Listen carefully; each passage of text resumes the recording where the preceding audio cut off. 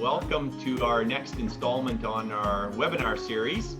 Today we're really excited to have Tom Berekoff with us, who is an advisor to charities, and we're going to talk about some of the issues that we as donors are facing in the midst of this crisis.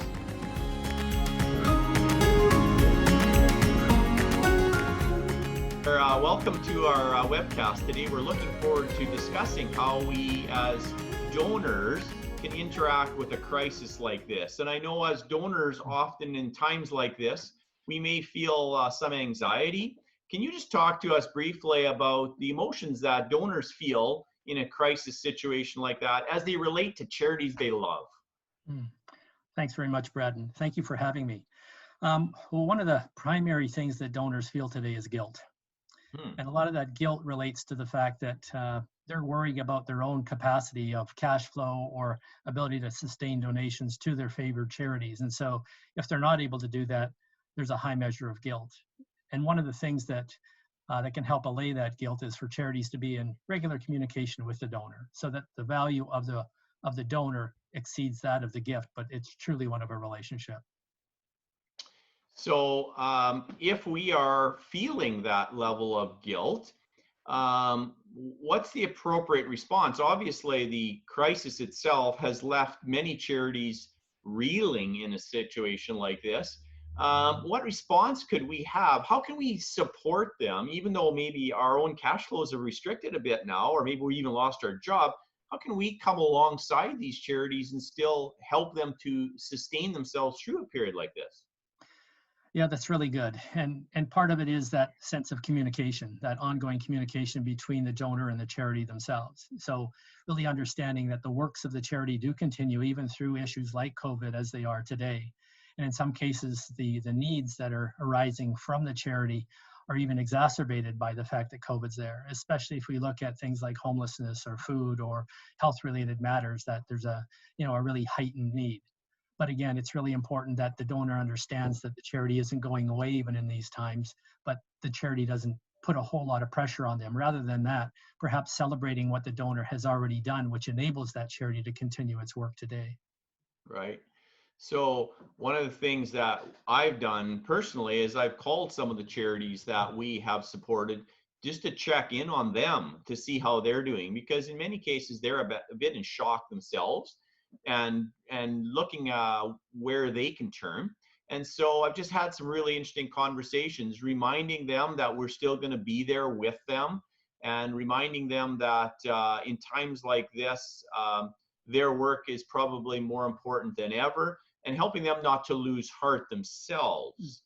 And so I don't know if you have any comments on that relationship as the donor reaches out to the charity and vice versa. Yeah, that's an ideal scenario that you posed, Brad, and I would encourage donors to do just that. If they're not already hearing from their favorite charities, to follow up with them, and in fact, that call of or email or whatever form of communication that they have with their charity, if it's one of encouragement back into them, it really does matter, because the donors are very, very vulnerable today.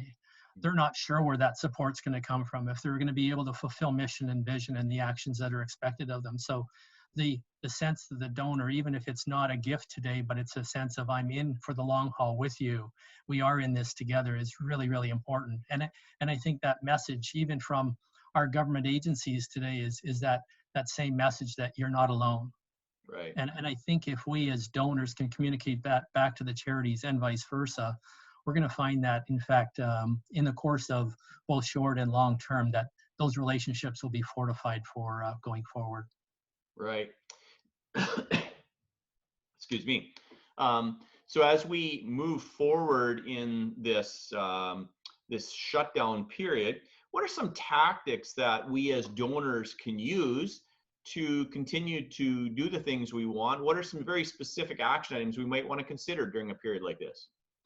It's really, really important, Brad. And even in these times where perhaps we're not able to give a lot or give actively, even thinking about how do we become more disciplined at our charitable practices are really important.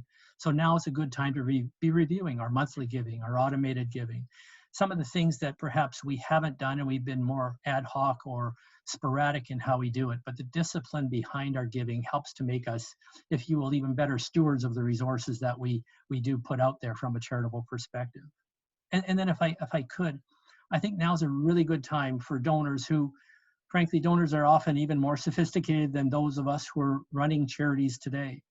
Donors have great ideas, and I would hope that donor would feel a real liberty to be able to offer suggestions to the charity about how they might enhance their work, who they might collaborate with, how they might be able to help out by volunteering, and then even to be part of the extension of the charity itself by inviting other peers, colleagues, friends, and family to be part of this mission, if you will, if they really see it that important. Excellent. One of the things that we have done, and we've encouraged some of our clients and associates to consider, is also to automate some of their giving strategies and set up pre-authorized withdrawals. As we all know, it's a little bit difficult right now for money to be moving around. Many of our staff, both in our office here, but also in the charitable offices, are working from home. And so when we actually give physical checks, it's more difficult for them to even process them, much as they do want to. So a consideration for each of us, those organizations that have become meaningful to us over the longer term, it would probably a good idea for us to look for a way to automate our deposits to them in a manner that would allow all of us to be more efficient, and to make sure that we don't let months go by where it was our intention to make a donation, but because of the inefficiencies of how our system's working right now, that we don't actually get to make that contribution. So just a little thing we've sort of noticed there. So what impact do you think there's a possibility that this virus and shutdown can actually radically change some things in the not-for-profit sector or in the charitable sector? Anything that observations you think could come out of this as positive change? Yeah. Well, one of those, Brad, and yes, I think there's a lot of gloom and doom within the charitable sector, just as there is across the span of industries in Canada today. And I do think that there'll be an impact, but I also think that the charitable sector is extremely resilient and very creative and innovative. And I think those are some of the things that we as donors need to be looking for. What are our charities looking to do to be sustaining and pushing forward with our mission? And I think one of the key things that we should be looking at is collaboration. You know, whether it's at a local level, a regional, national, international level, there's a host, in fact, sometimes many what seem to be conflicting charities out there looking for the same dollar.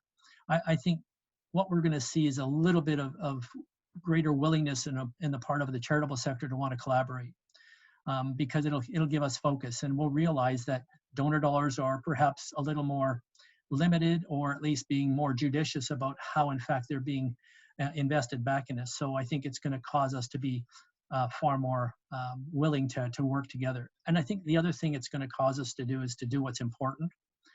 Oftentimes as charities, we have a hard time saying no. Mm-hmm. And some of the work that we do, while it may seem good, it's not the work that really makes the big difference.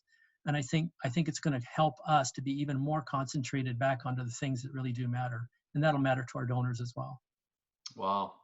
Good advice there. One of the things that comes about in a situation like this is the disruption that has happened in the charitable side. And so just a couple updates for our clients and friends who have followed us for some time. Our office here in Abbotsford has been the lead sponsor of the Big Brothers Big Sisters charity golf tournament for almost 2 decades now. And over that time period, we have helped this organization raise almost $1 million toward the work and the services in our community here in the Fraser Valley. But that tournament is scheduled for June this year, and at this point has been postponed, which is one of the key fundraising initiatives of their annual thrust. And so we have decided to make our sponsorship commitment to them, regardless of whether the tournament goes or not. Now, we're hoping to get it rescheduled for later on in the summer or fall, but we also recognize this is a time where their needs are going to be as great, or not, if not greater than normal. and we want to stand with them through this. So we're going to continue with our sponsorship of their golf tournament, even though there may not be a golf tournament. And we would sort of encourage you as friends and as clients out there to consider what things you might be able to do to come alongside organizations that you've been supportive, even if their events can't go on. And so we'll be, I'm sure, seeing some creative things from some charities as well about how can they sort of resurrect virtual events or a virtual golf tournament. I don't want to, maybe that'll help my score actually, because I won't have to post anything, but these are some of the types of ways you can come along.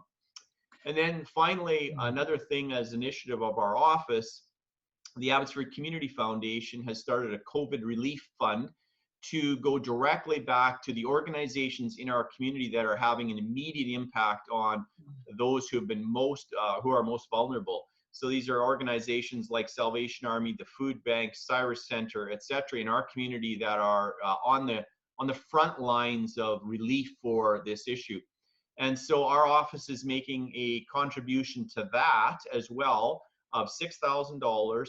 And we're asking our clients to consider coming along with us on that and sending a grant in to the Abbotsford Community Foundation along with ours to see if we could do a doubling of that. If we could get that to $12,000 from the people within our networks that are adding to make such a significant difference in our community. We're looking for ways that we can both help our community thrive and also help each of us to feel like we had a small part in the relief effort in our own community. And so those are a couple of things that we're doing just here in our office to help our community thrive.